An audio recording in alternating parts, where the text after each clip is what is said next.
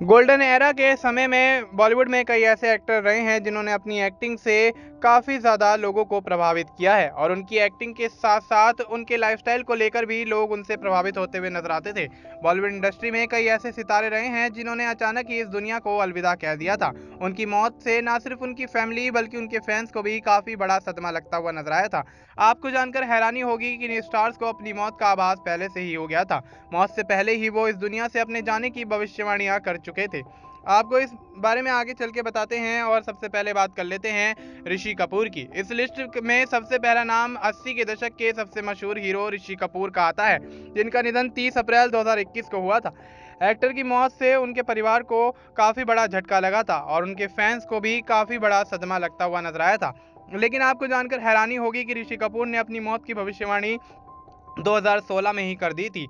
Actor ने एक interview के दौरान कहा था कि जैसा मेरा लाइफस्टाइल है उस हिसाब से मैं ज़्यादा लंबा नहीं जीऊंगा। इसके अलावा एक ट्वीट में एक्टर ने यह भी लिखा था कि जब वो मरेंगे तो उनके अंतिम संस्कार में कोई नहीं आएगा। फिर जब एक्टर गुजरे तो उनकी ये बात सच साबित होती हुई नजर आई। इसके बाद बात कर लेते हैं ओम पुरी की। हिंदी सिनेमा के दिग्गज एक्टर ओम पुरी का नाम भी इस लिस्ट में शामिल होता है। उन्होंने साल 2016 में एक इंटरव्यू के दौरान अपनी मौत पर बातचीत की थी। उन्होंने कहा था कि एक एक्टर के रूप में मेरा योगदान मेरे इस दुनिया से चले जाने के बाद दिखाई देगा। युवा पीढ़ी विशेषकर फिल्म स्टूडेंट मेरी फिल्में देखेंगे। इस इंटरव्यू के चंद महीनों बाद ही ओम पुरी ने दुनिया को अलविदा कह दिया था। अब बात कर लेते हैं किशोर कुमार की। हिंदी सिनेमा के बेहतरीन एक्टर और सिंगर किशोर कुमार का भी नाम इस लिस्ट में शुमार होता है। दरअसल एक्टर के बेटे अमित कुमार ने साल 2002 में एक इंटरव्यू में बताया था कि पापा को उनकी मौत का आभास पहले से ही हो गया था। उन्होंने एक दिन हार्ट अटैक को लेकर मजाक किया था और उसी दिन वो दुनिया से रुखसत हो गए थे। इसके बाद बात करते हैं संजीव कुमार की। बॉलीवुड के दिग्गज एक्टर संजीव कुमार को भी अपनी मौत का पहले से ही अंदाजा हो गया था।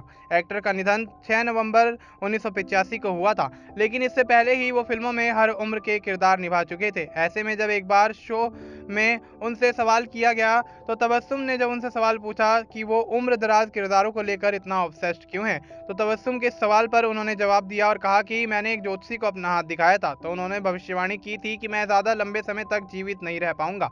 इसलिए मैं उम्रदराज किरदार निभाना चाहता हूं ताकि अपनी ज़िंदगी के हर पल को सुकून से जी सकूं। इसके बाद बात कर लेते हैं दिवंगत एक्ट्रेस स्मिता पाटिल की।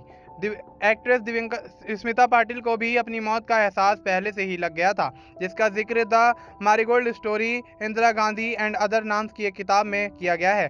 इसमें लिखा गया है, जब स्मिता पाटिल को उनकी दोस्त ने शादीशुदा राज बब्बर के साथ घर बसाने से रोका तो उन्होंने कहा था कि मेरे पास इतना वक्त नहीं है, मैं किसी और को ढूंढ लूं।